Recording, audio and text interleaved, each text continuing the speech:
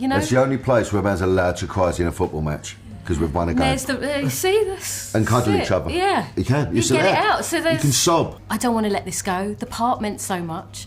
I loved playing her in the room, and it was just the feeling of just, I need more of this, I need more. Because people don't really make films anymore, especially independent films, because, you know, no one goes to the cinema, hence why we're making this film for working class people to try and get them back up the cinema. I'm a stain on society. No one wants my type around anymore. Why do I feel completely irrelevant? Because you are. Dad, is Mum having an affair? What makes you say that? She said that if ever you pick me up from school, means she's either dead or run off with another man. You know, obviously, it's 20 years or so since The Football Factory, and this isn't a sequel, it's not the same character, but there is a lot of connective tissue there. So what was it that kind of made you want to team up with Nick again to make something in a kind of similar world? Well, look, as actors, you're always grateful to be working for one. He's one of the loves of my life, Nick Love, and he's a huge part of my career.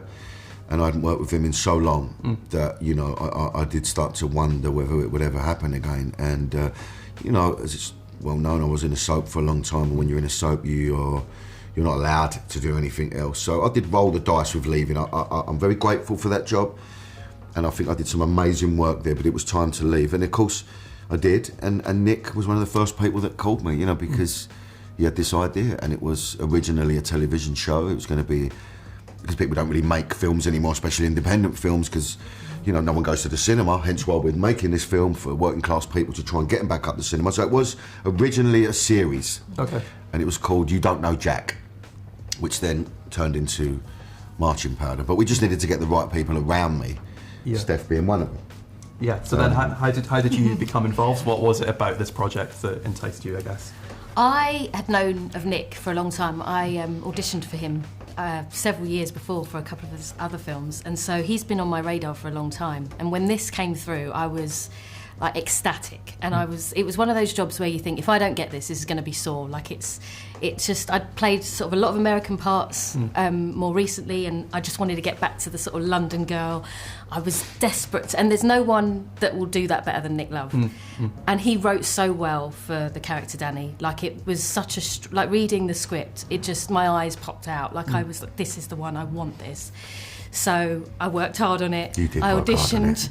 and I met Nick, and then I read with Danny. And She's amazing. I wanted it. I wanted this part so badly, and I wanted to work with Nick and Danny, and being in the room with Danny actually in the audition. I remember going away and being on the train and not only analysing everything I'd done wrong, but also just just thinking, I don't want to let this go. The part meant so much.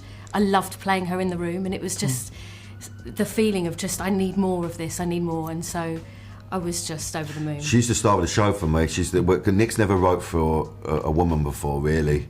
There's been women in his other films, but they just sort of flit in and out, and all of a sudden he thought, well, actually, this needs to be told through a woman's point of view, a strong woman, not a victim, you know what I mean? Someone that can hold her own within this masculine world, and that's difficult. And, you know, Steph does her own work, believe you me, she's on it. Never quite happy with any take, I remember that. She always wants to go again, but it's like, trust us, Steph, you nailed it. And I just think she's so emotional watching her in it, and our relationship, because they do suit. They do. They're very flawed. They're both flawed. Yeah, it's not We're just human him. beings. They're both flawed, and But that's what I like. they you are. know. She's strong, but of course she's flawed, and I think that's what I like about it. It wasn't just this strong woman who was just, you know, perfect. She was flawed too, and I think that's why, you know, they're made for each other. You know, and we're all flawed as human beings, and I think Nick has a good way of bringing that out and kind of playing with it in a way that no one else does.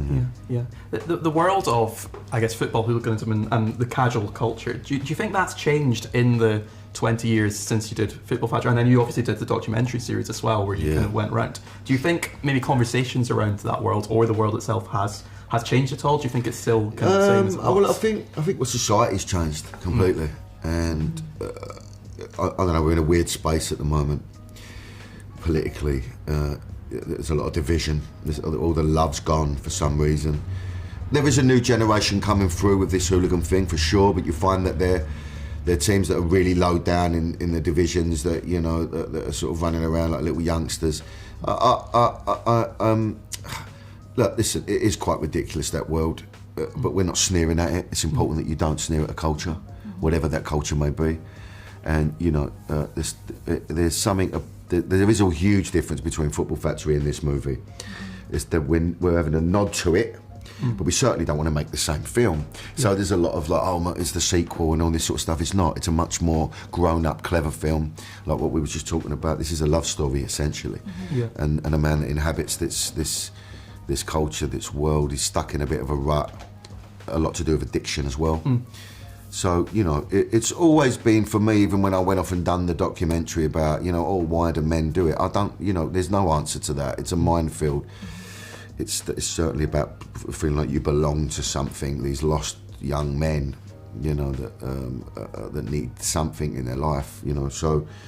So again, we're acknowledging it. We're certainly not sneering at it. It's important. Yeah, and there's also one of the things that's in there as well is this idea of peer pressure, I guess. And there's the scene quite early on in the film where he says, your character says, you're having a peer too.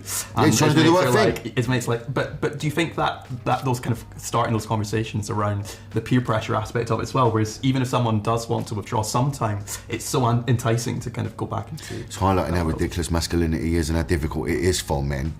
And, you know, if you are a straight masculine male and you need to open up about something, you know, 9 times out of 10 you can't turn to your mates. They'll be like, what? I mean, there are some circles where you can, of course, but in general, you know, So he's trying to better himself. He's just saying he's going to stay off the booze. He says he'll have a pear juice. All the music stops in the pub and they look at him like, what? Like, and that, to an extent, is true. And it's awful. Yeah. And so he has to sort of pretend he's drinking, and there is a bit where they stripe him up, you know, where, you know, he's staying sober and they put a bit of substance in his orange juice. And you see the struggles as well with his mates as well. So that's what I think Nick does really well in this, is the characters are all very well formed.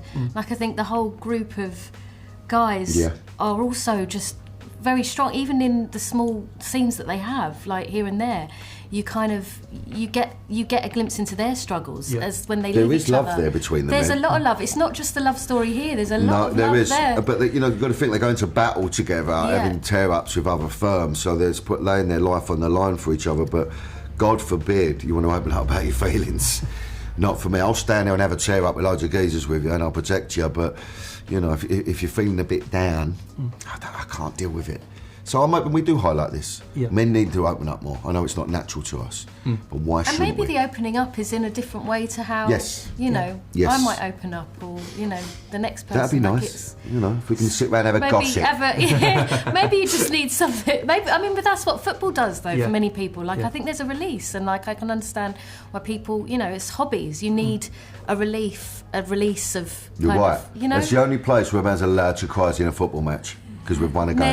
You see this? And cuddle each other. Yeah. You can. You get it out. So you can sob. There's a life lesson in that, you know? There's something in that, you're Football right. Football is helping people. Yeah. And it does, it brings people together. I mean, you're you know, right. obviously It pulls us apart. We highlight the, like, you know, the bad bits and the kind of, but there is also a beautiful football culture, like, within it. I really see, you know, I think there's something nice about, you know, the guys can get together and enjoy something together and it's their thing, or you know, guys, girls, whoever, like, it's just, you know, like it's getting together with something that you all enjoy as one. Yeah. No, I totally agree. I think and it becomes your therapy. Yeah. Sometimes that's better than talking, you know, it's just to go and have a bit of fun and a laugh. Go and see this.